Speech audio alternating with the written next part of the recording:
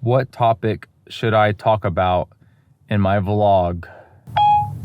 How you got started in your career. It's a good topic for today because I have no topic for today and I'm so sorry. So this is gonna work. Story time with Kostas, how I got started in the restaurant business. Well, I was 18 years old and I was fresh out of high school. I started community college because I opted out against the university because I just thought, why spend all of this money going to university whenever you can go to community college for pennies on the dollar? And I still believe that even to this day, to work on your basics. And about 6 months in, my dad came in my room and said, son, my friend who has a Greek restaurant is looking for some help.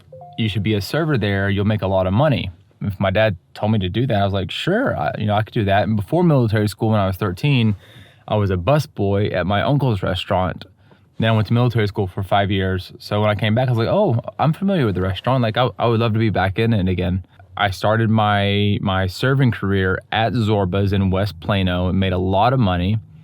Started there from January of 2006 all the way until February of 2013. That's when I opened up Opa. 3 years prior to that, whenever I was talking to my dad and he was asking me what I want to do, and I was like, I want to open up my own business and I want to be like you. I want to be an entrepreneur because my dad is a Greek entrepreneur. He worked in the entertainment industry, adult entertainment industry. He flipped houses, he flipped cars, always like hustling and always like very entrepreneurial.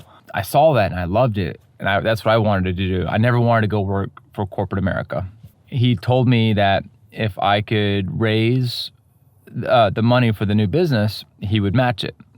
He told me to raise about $50,000. And I think just having that goal in my mind really added so much structure to like this young 21-year-old kid that essentially was just waiting tables and going to college. It really like made me count every penny I made every night and put it in the bank and all these things. So my wife and I worked very, very hard and we raised $50,000. I thought I was like the next Donald Trump with all of this money. When we signed the lease, when we started like building the business, it just went like water, like $5,000 here, $3,000 there, $1,500 there. You know, it's like, oh my goodness, how do things cost so much money? I was blown away. But that's how I got started in my career. It was definitely a nod to my dad to open up a Greek restaurant. I don't look Greek or speak Greek, so I was like, if I can cook extra good Greek food, that would pay homage to my family and my legacy and, you know, the Greek side of who I am that I resemble nothing of. It was nothing really dramatic. It was just like this slow, organic process of saving money little by little, and anybody can do it. You just have to dig in and have that goal and say, no matter what, I'm going to get it done. No matter what obstacles, no matter whatever setbacks. Once you become infatuated with the idea of you're going to do this thing, it just becomes like a sequence of events. So you save, I remember hitting 5,000 and I was like, okay, we got to save.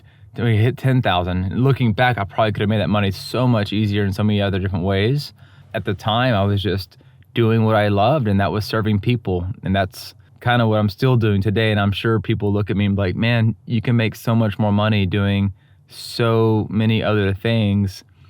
But I'm doing what I love, and that's serving people and cooking for the community and kind of being like a beacon for people to come in and enjoy good food, good comfort, and good community. Thanks for watching today's vlog. That's the origin stories of my Greek restaurants and how I got started in the business. Like, comment, subscribe if you found this video enjoyable. I try not to make too many of these little sit-down videos because I find them boring and not that fun to make, but I know they are meaningful to know the full story and the full back end of things. Have a good rest of your day, and I will see you tomorrow.